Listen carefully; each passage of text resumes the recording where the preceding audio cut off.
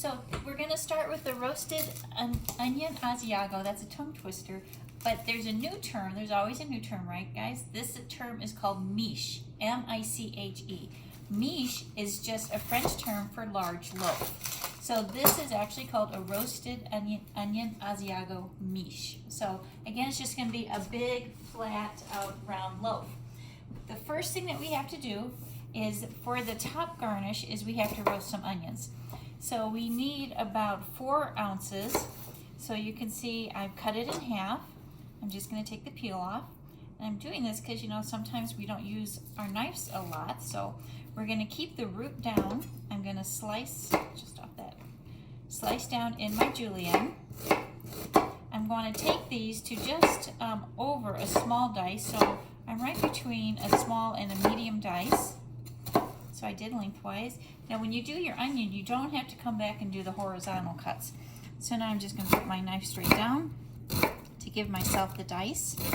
Now I could saute these, but I'll get more flavor actually if I put them in the oven. So I have my sheet pan ready. So here's my pan. I've lined it with a little bit of parchment.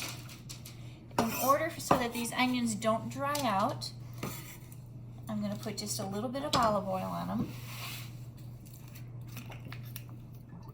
So that is just about half a tablespoon.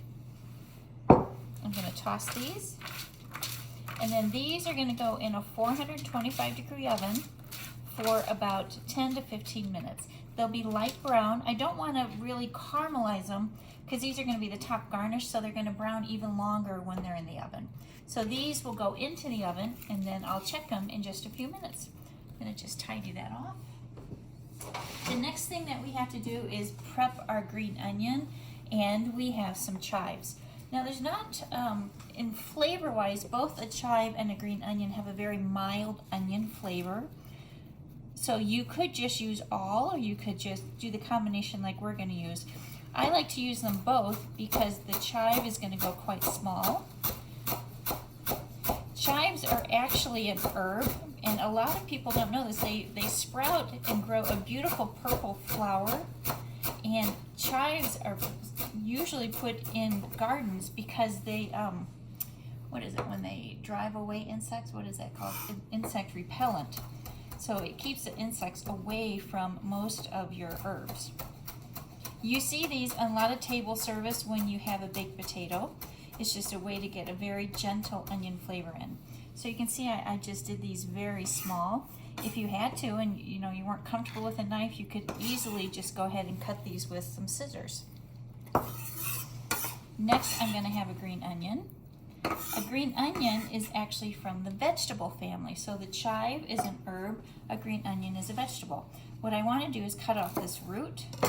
And if you have some of the darker edges that are starting to brown, just peel that away.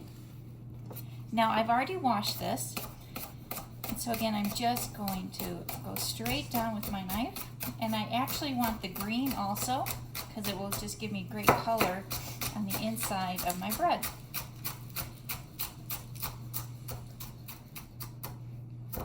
Okay, so I'm going to put those in with my chives. And these are actually going to be a dry ingredient. Now, once I get these done, guys, this is actually just going to be mixed by a straight dough method. But I do have my refreshed levain, so here it goes. Again, I'm within the 4-hour time frame. So flour goes down. You hear me sniffling because that onion was really strong. My salt is going to go in. I'm going to toss it. Yeast goes in, because remember, I don't want to get the yeast and the salt right next to each other. I have another dry ingredient. I have Asiago cheese. There's 5 ounces in the recipe. Half of it are going to go in the dough. The other half is going to be used for top garnish. So this is a dry ingredient. Next goes in my starter.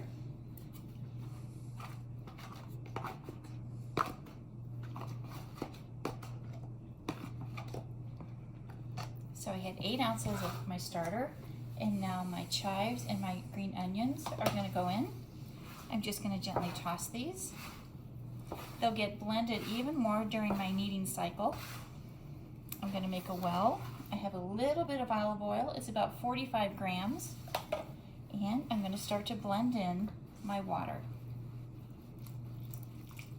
So you can see the chives, they're going to give a beautiful color to the interior of this dough. We have the choice. The term miche means it's going to be at least a 2-pound loaf. So in order to create this a miche, we could keep this in one large loaf.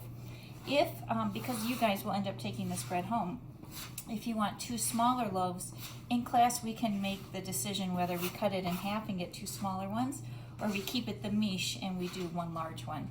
If we do a large one, it's going to end up to be about 10 inches in width, but we're going to end up dimpling it just like we did the focaccia, so it doesn't mound. A miche is more of a flatter dough. So I'm going to start my kneading.